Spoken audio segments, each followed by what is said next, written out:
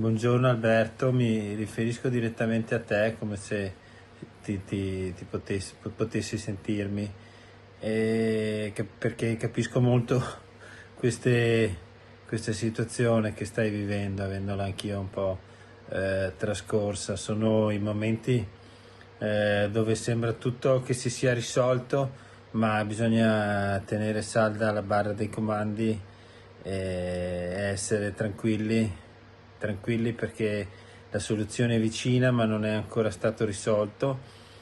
Mi ricordo ad esempio nel mio caso dove sembrava tutto risolto e mi ricordo col dottor Vignali andati all'aeroporto per 3 volte prima di prendere il volo che mi riportasse a casa per tutta una serie di circostanze al di fuori del nostro controllo.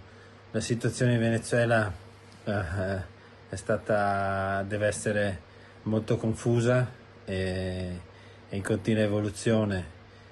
Ci auguriamo che da un momento all'altro la notizia che tutti stiamo aspettando qui a Venezia arrivi.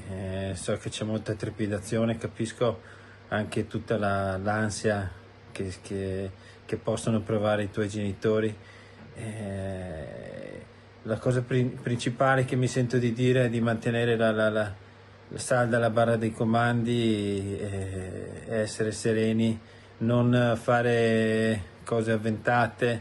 Ci siamo e quindi veramente con la preghiera, con la speranza, con tutto quello che necessita il caso,